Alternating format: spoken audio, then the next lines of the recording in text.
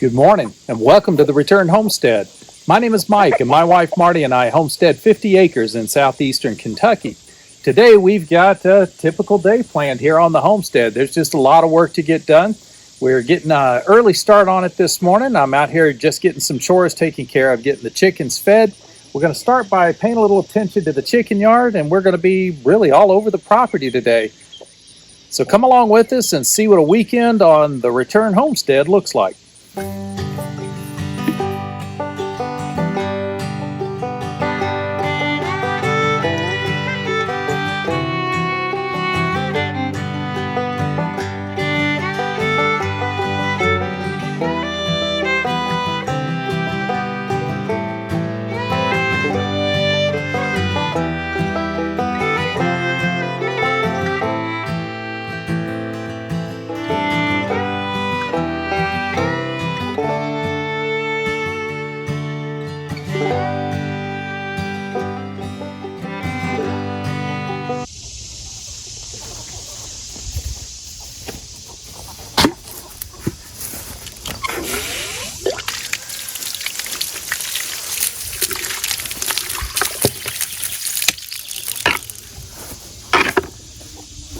Yes, having the animals around does mean our days need to start a little extra early.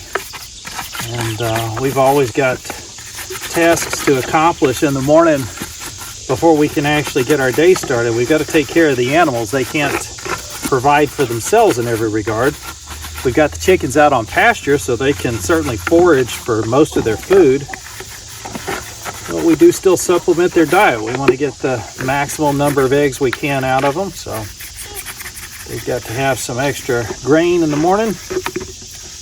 And I also keep protein layer feed up there for them. But trying to encourage them to do a little more foraging here lately instead of relying so heavily on store-bought feeds. And one of our objectives is to work towards not having the store-bought feed at all, to have the chickens take care of 100% of their daily needs, and we would provide supplement through whatever we could grow in the way of a grain, either a millet or sunflower seeds, corn, things of that nature. We already have sunflower seeds and corn growing this year just for the chickens. I also noticed some additional grain stalks that are growing in with the squash right along the edge of the chicken run. I suspect some of the grains out of the scratch that we've been throwing in there have gotten out underneath the fence and they've actually germinated and grown. And so we'll leave those grains, whatever they turn out to be. It could be millet, it could be milo. There's any number of different seeds in that mix of scratch. But that will come up. It can produce seeds. And then we can use those seeds to grow exactly that type of grain. It's already in the scratch. We can produce more and more of it year by year. It's really a question of how many of your basic needs can you learn to take care of for yourself. And we've been on this path for quite some time. Marti and I first started looking for property and talking about moving out to the countryside and taking advantage of the land back when we first got married. That was 27 years ago. And we were already at that point certain that we didn't want to continue living in a big city. We did not want to live in a neighborhood. We weren't interested in following the world down that path. We wanted to go back to the way things used to be and to go test our steel, as it were, against nature itself, to provide for as much of our own subsistence as we possibly could. It took a while. It took a lot of years for us to finally get to a place where we could afford to buy our first piece of property. And then it took a lot of work to get that property in a position where a couple of years later we could sell it for a profit. And the next property took quite a few more years and a major remodel, but we were able to double our money on that one. So when we moved here 2 years ago, we were able to cash out. So we have no mortgage on the Return Homestead. We own it outright. So I have the title to the property, and that property can provide everything else that I need. It's just a question of how much work am I willing to do? Where does the labor need to get put in?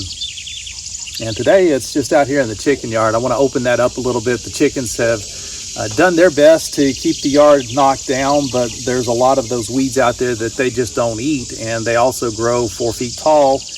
And I want to go knock them down before they start putting out flowers and dropping seed everywhere. I don't want to keep reproducing those tall woody plants. We want to get some good grasses and clovers growing in there for the chickens. So I'm going to go grab the hedge clippers and we're going to head out there and just knock some of those weeds down. But first, let's get some water into Marti's silkies.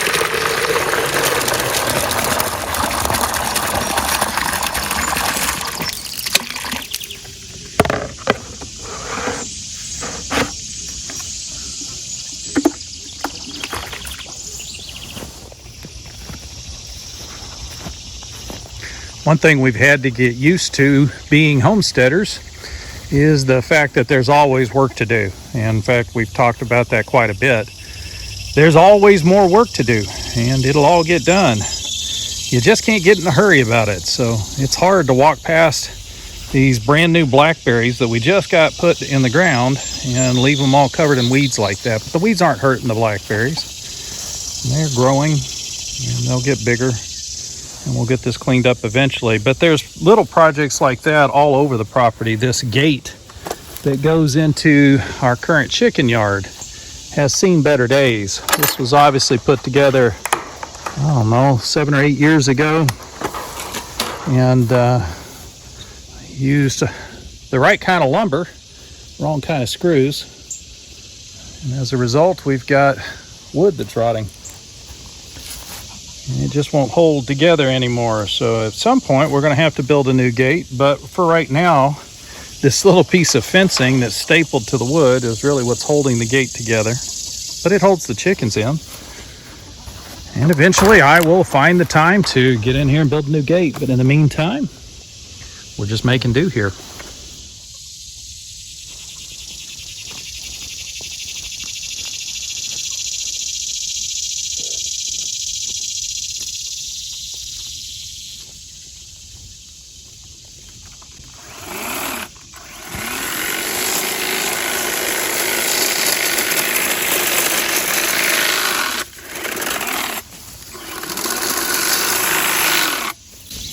So the weed eater is not very effective on these tall woody weeds like this, so I have to use the hedge trimmer.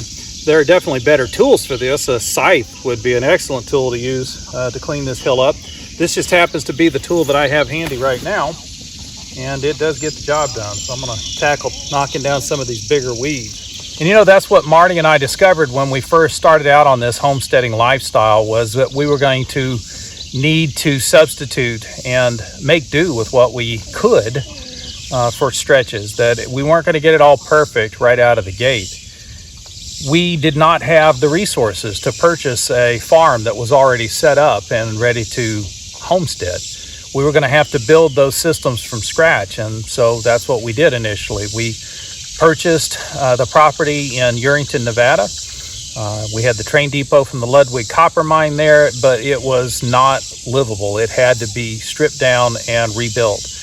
And the property itself was just a big dust bowl. There was nothing but sand there. Even the irrigation that had been built into the yard surrounding the house had all gone to pot. It had fallen apart. So we had to start from scratch and begin rebuilding all of that, one system at a time. And it's tedious at first. It's not easy to get out there and recognize that you don't have a garden, you don't have an irrigation system, you don't have any fields to work on, your house needs to be completely rebuilt, and you don't have any place to keep chickens. And that's a lot to try to deal with all at once. So we started on the remodel, and our very first project was just to build a chicken coop. Just get a box up and surrounded by fencing so that we could keep chickens and successfully raise our own eggs. And we managed to get that project done. While we were doing that, we also laid in some new beds because we had to clear some ground. So we took some trees down and we used the trunks of those trees. We didn't have a fireplace and we didn't have a good way to dispose of the trunks other than to burn them. So we used them for raised beds instead. I took each one of the logs and I split it right down the center so we had a nice straight edge on the inside of the bed. And we put a flat spot on the bottom part of the log, and we used those just laying on the ground to hold our compost in place so that we could have a decent bed to grow in. The soil out in Yerington is horribly alkali. It didn't grow things very well. It required watering every day. We spent about an hour and a half to 2 hours every day putting water on the garden by hand. And eventually we got the irrigation system running better, and we were able to grow and produce more, and we did pretty good out there in Yerington. And here we are now in Kentucky, and we have built 2 chicken coops and a large chicken run, and we've expanded into a chicken yard, and we've added camellias, and we had goats, but we've gotten rid of those. So there's been a lot of changes on the returned homestead in the last 2-3 years. Those changes have involved a move across country, out of the desert and into the mountains. And now we're learning how to use this property to produce the things that we need to live. Ultimately, our objective would be to supply as much of our own living as we possibly can. Don't get me wrong, we have been and continue to be just like everyone else. I still have a job. We still have to have money coming in because we have bills that need to be paid, and we have debts that still need to be retired. So I'm still working and still putting the better part of my day into making somebody else money. And the work that I do currently on my job just doesn't have that higher reward associated with it, but it also doesn't have the same level of stress associated with it. I do work less than 40 hours a week. Never do quite make it to 40. And the amount of money I get paid for an hour's worth of work, yeah, it's barely worth the gasoline it takes to drive to and from the office. But there's no stress involved with it. I don't bring that work home with me. It stays there at the office. And while I'm doing some of that work, I can spend time figuring out how to take care of chickens better. I do a lot of my planning and a lot of my scheduling and figuring out what we're going to do here on the homestead while I'm performing the tasks that I need to do on my job. And eventually we'll get rid of that. The plan is to try to get rid of it this year. I don't think we'll be successful, but it's a worthwhile goal to shoot for that. And don't get me wrong, having a job and earning an income in order to take care of your family is a good and valid thing to do. But there are other ways to provide for your family. It's just a question of how much work are you willing to put in and where. You're going to put the work in. You can either do that work for someone else and allow them to get rich, or you can put the work in on your own land. When you put the labor into your land, it belongs to you, and the results that you get from it are yours to deal with. Sometimes good, sometimes bad, but in the end, that puts your life in your own hands. You're no longer subject to the whims of other people, and your food security is no longer dependent on a world that seems to be melting down right now. That's one of the big reasons why Marti and I came out to do this. It's why we're trying to encourage you to return to the land, return to labor, and return to life. There are some difficult times ahead. We can recover from where we're at right now, but it's going to take time. And it's going to take dedicated, hardworking people who were willing to take responsibility for their own lives and to go out and do something about what was taking place in their day. If you can get a piece of land, put your work into that, your life's going to be a whole lot easier.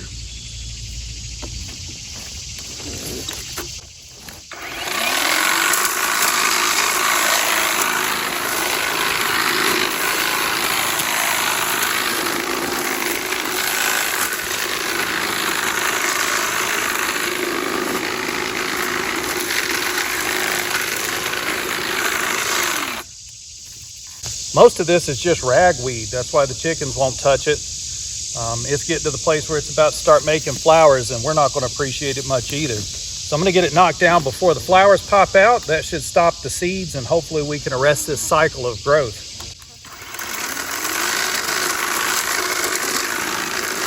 And you can see the chickens really appreciate having those weeds knocked down. They couldn't forage through this area, and although this poplar doesn't provide a whole lot of shade, there is a little bit here.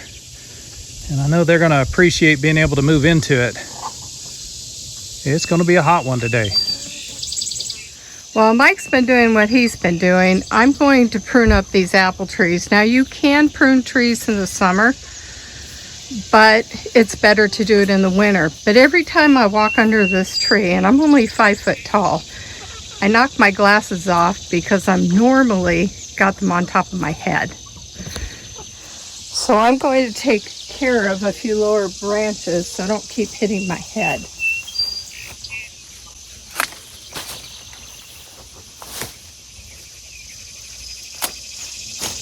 So this one I'm going to leave because it's pretty fat right now until winter pruning. But we want to prune all of these trees up when they go dormant. This fig tree will also need pruned. The goats coppiced it last year and we now have a fig bush, but we'll get to that when it goes dormant. So that's what I'm focusing on this morning. And then I'm going to go and check the garden to make sure I don't have any ripe fruit. Right now our garden's coming in pretty heavy. So my days are pretty much consumed with putting up food and herbs. In the summertime, we try to get out fairly early in the morning to beat the heat. We have been in the 90s with our heat index, probably a little higher. But honestly, the best time in the garden is first thing in the morning. Hey, kitty.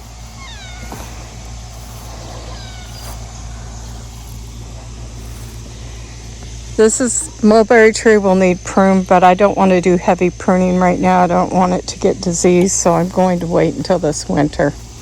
We're already harvesting tons of elderberries, and I'm going to be pulling up the onions. They blew over in the last storm. Once they break at the neck, they're pretty much done.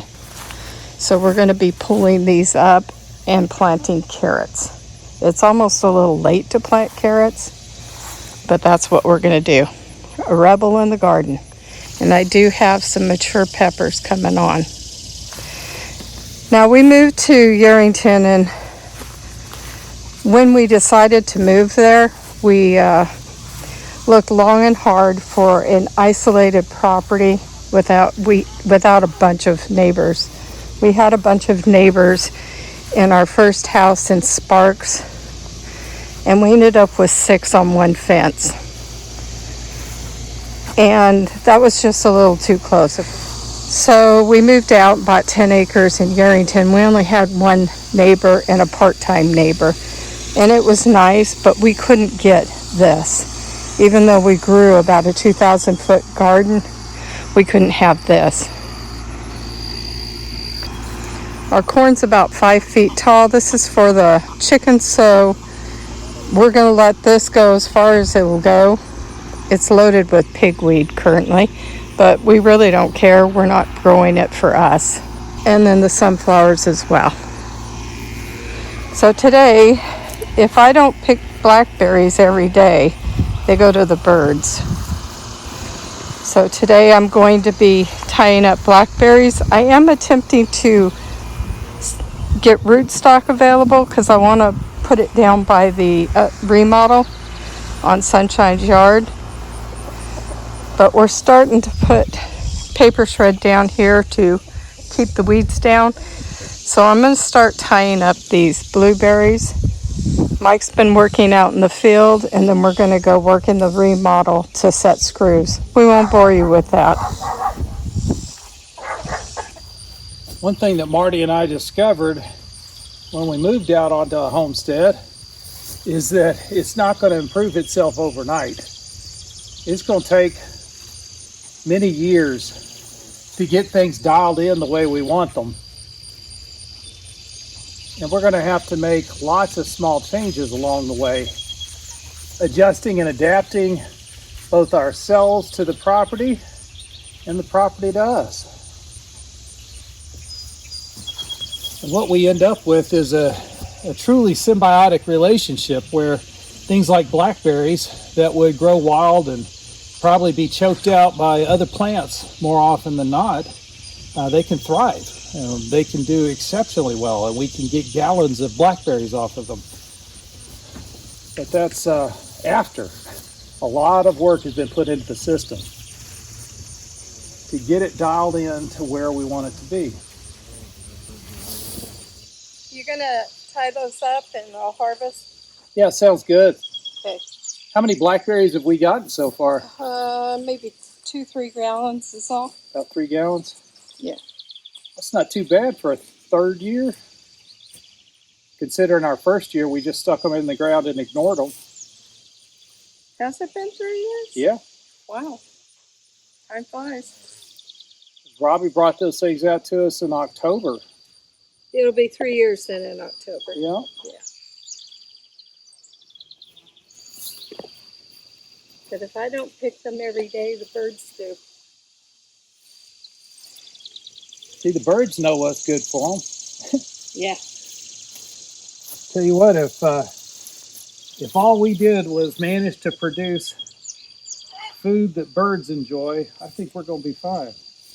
Well, that's the way Indians did it. They Right. worked nature. I don't know, when we first started to do all this homesteading, one of the first questions I had in my mind was, how are we going to learn how to do all of the different things that we need to do? 1 day at a time. 1 day at a time, right? Yep. Yeah, that's the only way to do this. Well, neither one of us had a homesteading background. I lived on a small farm. Yeah, my dad had a garden growing up, but that doesn't make us homesteaders or farmers. So how is it that we know how to grow blackberries that can produce 4 gallons a year? Well, we don't. We don't know what we're doing. We're making this up as we go. This branch is dying. Yeah, I've got a couple of dead ones over here. It may just be natural life cycle. I don't know. Could be a fungus or something interfering with the root. It looks like it could be down at the root because it's the whole cane that's dying. Is it? Yeah. Oh, it's healthy about 3 feet up.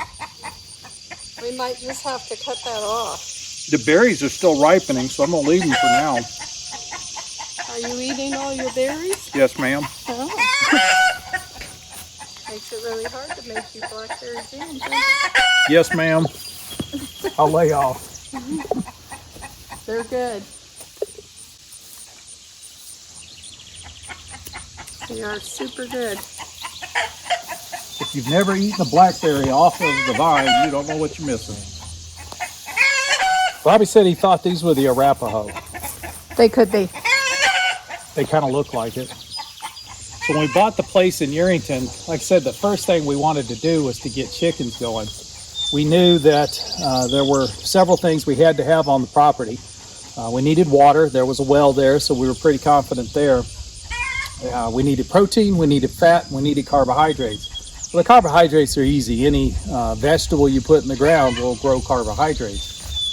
Proteins and fats are a little harder to come by, and you get both of those in an egg. In fact, it's the perfect balance in an egg. You get exactly the right amount of protein, fat, and carbohydrates in a single package. So we knew eggs were going to be important, but we didn't know anything about raising chickens or building chicken coops for that matter. So we just kind of made that up as we went.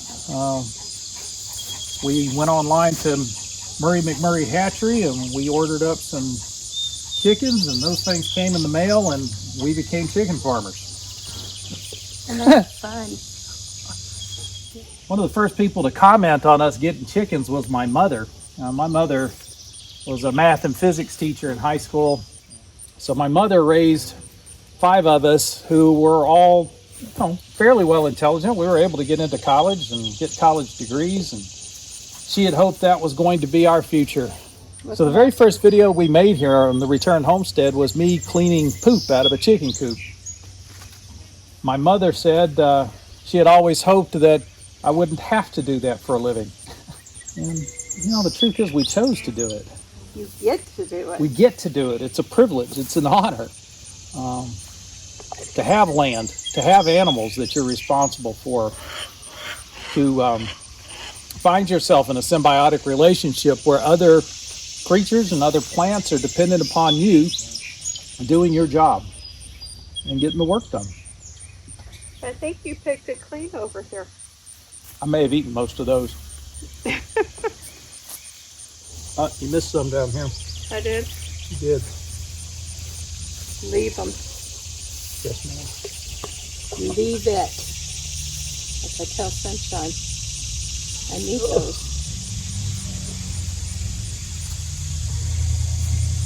Usually it takes several times to Come apart. face.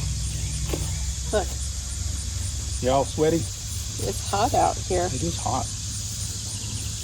I think I got them all. There's hardly any. I didn't even get a pint today. So they're really slowing down. Yeah, we haven't had a lot of rain lately. We haven't had That any slowed them rain. down. There's still plenty of berries here. They're just not ripening. Right. So currently we are in the process of dismantling the snake pit. I won't go in there like Mike is. He's got tall boots on. And we're taking all the stepping stones out, which weren't serving much purpose at all. And we're going to take them down below to put in the yard, Sunshine's yard, because she doesn't like the grass. So you don't throw anything out. Everything's a resource. Well, Marty and I been out in the woods. We kind of got squirreled there. So we used the four-wheeler to move those paving stones for Marty, but I had to go down into the woods to get turned around once we got down here to the bottom. There's not a really good place to turn around down here. The road's pretty tight, but that forced me to go down into the woods. And in the process, we found a lot of interesting things. We did find one pawpaw hanging on the pawpaw trees down there, so we now know where we're going to finally get one of those fruits to try. We also found a Asiatic dayflower, which is kind of an interesting little blue flower that only blooms for one day and then it's gone. So that was kind of fun. Found a Chinese privet hedge, some phlox, and then we found some witch hazel down where the pawpaws were. Now the witch hazel is a very common topical treatment that was used quite often before the modern time.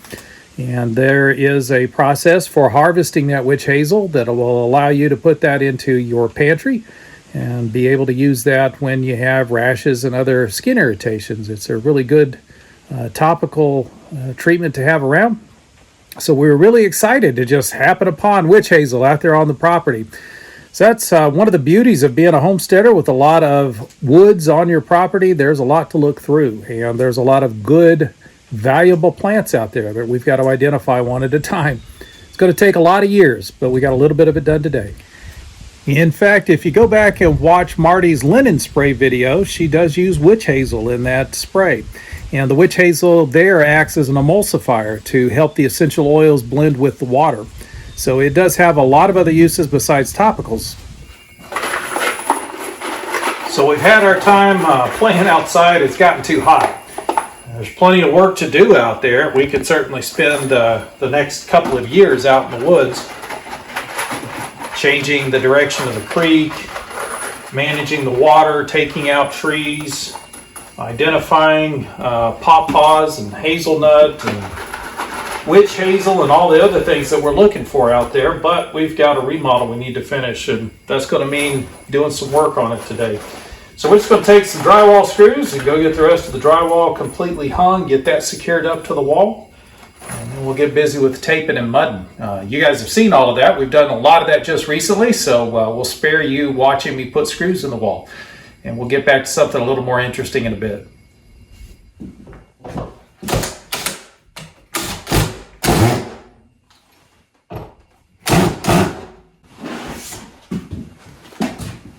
Well, it looks like that finishes it. We got all the screws into the drywall in the kitchen.